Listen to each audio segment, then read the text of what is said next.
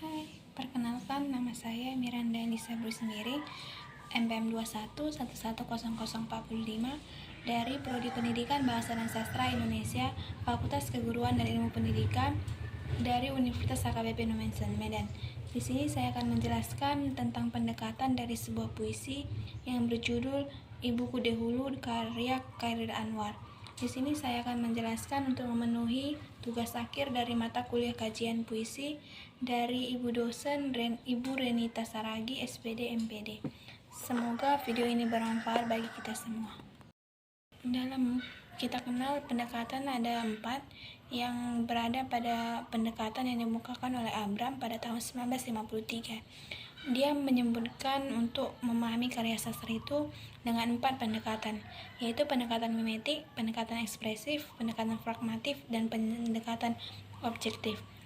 Kali ini saya akan menjelaskan dari sebuah puisi tersebut dengan 4 pendekatan tersebut. Sebelum saya menjelaskan dari 4 pendekatan tersebut, saya akan membacakan terlebih dahulu puisi yang saya analisis, yaitu puisi Ibuku Dahulu dari karya Chairil Anwar. Ibuku dahulu marah padaku. Diam ia tiada berkata. Aku pun lalu merajuk pilu. Tiada peduli apa yang terjadi. Matanya terus mengawas daku. Walaupun bibirnya tiada bergerak. Mukanya masam menahan sedan, hatinya pedih karena lakuku. Terus aku berkesan hati, menurutkan setan, mengkacau balau. Jurang celaka terpandang di muka, kusongsong juga biar cedera. Bangkit ibu, dipegangnya aku. Dirangkulnya, segera dikucuknya, serta dahiku berapi pancaran neraka. Sejuk sentosa turut ke kalbu. Demikian engkau, ibu, bapa, kekasih pula, berpadu satu dalam dirimu. Biografi singkat dari Chairil Anwar, yaitu Chairil Anwar lahir di Medan, Sumatera Utara 26 Juli 1922 dan meninggal dunia di Jakarta tanggal 28 April 1949 pada umur 26 tahun. Chairil Anwar merupakan penyair terkemuka. Ia diperkirakan telah menulis 96 karya termasuk 76 puisi. Dan Chairil Anwar juga lahir dan dibesarkan di Medan sebelum pindah ke Jakarta dengan ibunya pada tahun 1940. Chairil Anwar pun mulai menggeluti dunia sastra dan setelah mempublikasi puisi pertamanya pada tahun 1942. Selanjutnya saya akan menjelaskan dari 4 pendekatan tersebut, yaitu pendekatan yang pertama adalah pendekatan objektif. Pendekatan objektif adalah pendekatan yang memberi perhatian penuh kepada karya sastra sebagai struktur yang otonom. Karena itu, tulisan ini mengarah pada analisis karya sastra sebagai strukturalisme. Sehingga pendekatan strukturalisme ini dinamakan pendekatan objektif. Nah, pada semi menyebutkan bahwa pendekatan struktural ini dinamakan pendekatan objektif, pendekatan formal, dan pendekatan analitik. Dan yang ketiga yaitu pendekatan mimetik. Pendekatan mimetik adalah pendekatan yang mengkaji karya sastra, termasuk puisi, yang berupa memahami sebuah puisi dalam karya sastra dengan realitas atau kenyataan. Kata mimetik berasal dari kata mimes atau bahasa Yunani yang berarti tiruan. Dalam pendekatan ini, karya sastra dianggap sebagai tiruan atau tiruan alam atau kehidupan. Yang dimaksud dalam pendekatan mimetik ini adalah kita melakukan analisis, yaitu tentang kehidupan kita dalam puisi tersebut.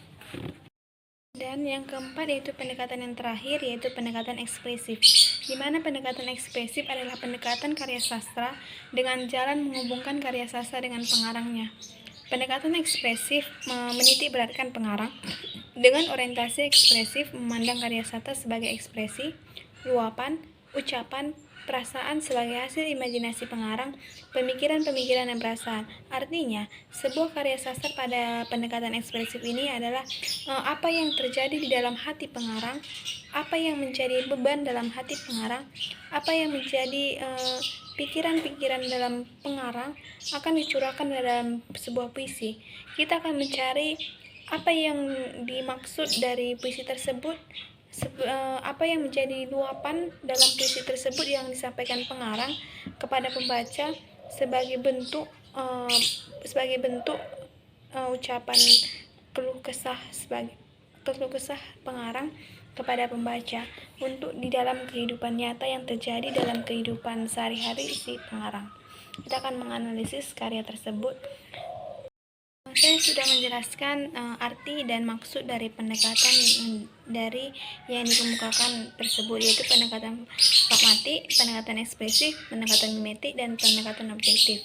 Saya akan menjelaskan analisis dari puisi dahulu ke dalam pendekatan-pendekatan tersebut. Di dalam video ini saya akan menjelaskan. Semoga pendengar dapat memahami dan bermanfaat bagi pendengar. Terima kasih. Selanjutnya saya akan melanjutkan menganalisis puisi pada yang berjudul Ibuku Dahulu, di mana yang pendekatan analisis yang pertama saya lakukan adalah pendekatan objektif. Di mana pendekatan objektif saya jelaskan tadi adalah pendekatan yang mengutamakan penyelidikan karya sastra berdasarkan kenyataan teks tersebut. Di mana karya sastra yang saya lakukan adalah kajian puisi.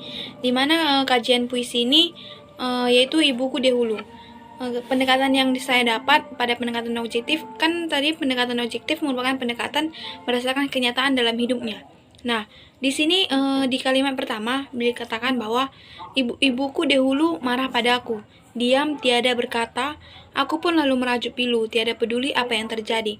Nah, maksud dari kata tersebut bahwa dikatakan bahwa ini ibu dan anak, di antara kedua ibu dan anak. Di mana ibunya marah kepada anaknya dan tidak mau berkata apa-apa lagi. Hal ini menandakan bahwa anak tersebut ada melakukan kesalahan sehingga menyakiti hati seorang ibunya.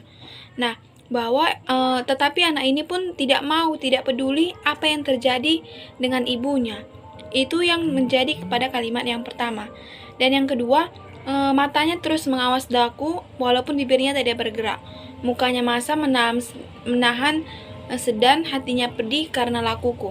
Dikatakan bahwa yang menjadi permasalahan antara ibu dan anak, tetapi anak ini tetap merasa bahwa apa yang dilakukan itu sudah benar. Dikatakan bahwa anak ini nggak bersalah, dia tidak peduli apa yang terjadi walaupun tingkah lakunya memberatkan hati seorang ibunya. Lalu anak ini tetap, yang di kalimat ketiga dikatakan, terus aku berkesalah hati menurunkan setan. Dimana hal ini menandakan bahwa anak ini tetap bersikeras bahwa apa yang dilakukannya sudah benar. Dia tidak bersalah dan tidak mengecewakan hati seorang ibunya, malah ibunya yang bersalah gitu. Di kalimat keempat dikatakan, bangkit ibu, dipegangnya aku, dirangkumnya segera dikucuknya, serta dahiku berapi pancaran neraka. Sejuk sentosa turun ke kalbu. Demikian engkau, ibu, bapak, kekasih pula berpadu satu dalam dirimu. Dikatakan hal ini bahwa ibunya yang langsung meminta maaf kepada anaknya. Harusnya dikatakan tadi anaknya yang terlalu manja, dikatakan seharusnya anaknya yang datang kepada ibunya meminta maaf kepada ibunya. Tapi ibu yang datang memeluk anak tersebut. Ini dikatakan, itulah yang jadi objektif dari pendekatan objektif pada puisi tersebut. Nah, amanat yang bisa diambil adalah kasih seorang ibu sepanjang masa, kasih seorang anak sepanjang gala. Dikatakan bahwa benar bahwasanya apapun yang terjadi pada seorang ibu dan anak, tetap ibu yang mengalah. Padahal sebenarnya di puisi tersebut anak yang bersalah begitu. Terima kasih. Pada pendekatan objektif yaitu unsur pada puisi tersebut. Tipografi pada puisi Ibuku Dahulu ini disusun dari rata kiri dan rata kanan dengan 5 bait yang masing-masing terdiri dari 4 baris. Selanjutnya yaitu diksi. Pada puisi tersebut diksi yang disampaikan adanya pemilihan kata-kata yang sangat sederhana. dapat kita lihat dari kata-kata yang tidak terlalu sulit dimengerti. Kemudian citraannya, pada puisi ini dapat kita rasakan citraannya, yaitu pada kalimat yang dikatakan, terus aku berkesal hati menurunkan setan, mengkacau balau, jurang celaka terpandang di muka, kusongsong juga biar cedera. Bait ini menerangkan sang penulis yang marah, tapi amarahnya semakin besar dan mengakibatkan kekacauan yang tidak sanggup diterima oleh hatinya. Dan gaya bahasa pada puisi ini yaitu menggunakan majas. Pada baris ketiga dikatakan jurang celaka terpandang di muka. Kalimat tersebut merupakan kata konkret yang merupakan susunan kata yang indah dan sangat mudah dimengerti. Sama halnya dalam puisi Ibuku Dahulu, ketika membaca puisi tersebut akan ada perasaan yang muncul, seakan-akan kita kembali ke masa kecil. Ingatan akan hal-hal yang kita perbuat untuk mendapat perhatian ibu pun muncul. Bahwa hal ini dikatakan bahwa anak yang sangat manja yang membutuhkan kasih sayang lagi dan ingin kembali ke masa-masa kecil ketika dimana seorang ibu yang sangat-sangat memanjakan seorang anaknya. Dan kalimat yang juga dikatakan bahwa bait yang ada kata terus aku berkesal hati menurunkan setan, mengkacau balau, jurang celaka terpandang di muka, kusongsong juga biar cedera, bangkit ibunya dipegangnya aku, dirangkumnya segera, dikucupnya serta dahiku berapi pancaran neraka, sejuk sentosa turun ke kalbu. Bait ini memiliki makna bahwa seseorang atau aku atau anak pada puisi tersebut yang sangat marah dan tidak mau melakukan apa yang tidak dia inginkan, dan bangkit dan ibunya pun berdiri mendatangi anaknya, yang dilakukan membuat perasaan bahwa memeluknya, mencukupnya, bahwa anak itu tersebut sudah tenang dengan pelukan tersebut. Dan tema yang cocok pada puisi ini yaitu puisi Ibuku Dahulu. Dikatakan bahwa puisi ini cocok dengan kata-kata kasih sayang seorang ibu. Dan amanat pada puisi tersebut yaitu pada bait pertama, di mana seorang ibu marah dengan cara diam tak berbicara kepada anaknya. Namun sang anak pun ikut marah karena tidak mau ibunya memahami apa maksud dari yang kemarahan tersebut. Tetapi sang anak marah dengan mengacaukan apa yang ada di sekitarnya. Itu mencampak-campakkan apa yang menjadi dekat dengannya. Misalnya tadi bantal yang menjadi dekat dengannya mungkin langsung dicampakkan begitu. Sehingga akhirnya sang ibu bangkit, berdiri, mendatangi anak dan merangkul dan mencium anak tersebut, sehingga anak tersebut mulai mereda dan apa yang dia rasakan itu kasih sayang. Bahwa dikatakan bahwa hal ini secara tidak langsung anaknya yang sangat membutuhkan kasih sayang tersebut. Dalam puisi ini dikatakan bahwa banyak sekali manfaat kata-kata yang tersimpan yang tidak tersurat dalam puisi tersebut. Selanjutnya saya akan menjelaskan tentang pendekatan pragmatik. Pendekatan pragmatik yang kita ketahui adalah pendekatan yang memahami nilai-nilai sosial, nilai-nilai moral yang ada pada puisi tersebut. Nah, pada puisi Ibuku Dahulu, pendekatan yang pragmatik ini yang terdapat dalam puisi tersebut yaitu di mana yang pertama, seorang ibu akan tetap menyayangi anaknya apapun yang terjadi dalam anaknya. Semanja apapun anak-anak dalam kehidupan di keluarga, seorang ibu tidak akan pernah meninggalkan anaknya. Yang kedua, anak akan tetap seperti anak kecil ketika sudah beranjak dewasa. Walaupun sebagaimana dewasa anak tersebut, tapi akan terus ingin mendapat kasih sayang lebih dari orang tua, termasuk ibunya sendiri. Yang ketiga, nilai yang dapat kita ambil dari puisi tersebut yaitu bagaimanapun kemarahan seorang ibu, bagaimanapun kekecewaan seorang ibu, ia tidak akan pernah pergi meninggalkan kita. Walaupun awalnya seorang ibu mau kita dewasa, mau kita mandiri, tetapi ketika kita memang seperti kanak-kanak, dia tidak akan membiarkan kita terus-terusan seperti itu.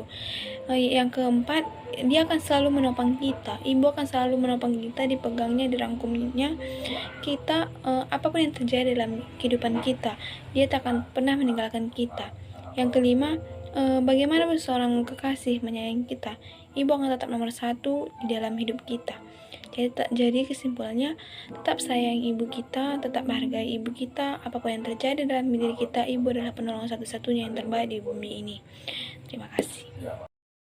Kemudian yang saya jelaskan adalah pendekatan ekspresif, di mana pendekatan ekspresif yang kita ketahui adalah pendekatan yang menghubungkan karya sastra dengan pengarangnya. Pendekatan ekspresif menitik beratkan pengarang dan orientasi ekspresif yang memandang karya sastra sebagai ekspresi, luapan, ucapan perasaan sebagai hasil imajinasi pengarang, pemikiran-pemikiran dan perasaan. Nah, pada puisi Ibuku Dahulu dikatakan bahwa perasaan pada puisi tersebut adalah perasaan yang terharu, perasaan sedih, dan perasaan yang kacau balau, di mana seorang anak yang tidak mampu menahan egonya, yang mau mendapatkan kasih sayang dengan cara mengkacau balaukan apa yang ada di sekelilingnya. Nah, pada puisi ini juga memandang karya sastra dengan ekspresi. Dia melakukan langsung mempraktekkan apa yang dia rasa bagus. Contohnya, dia mempraktekkan melemparkan apa yang dekat dengannya. Dia melakukan praktik dengan cara marah. Karena ibunya marah, dia marah kembali.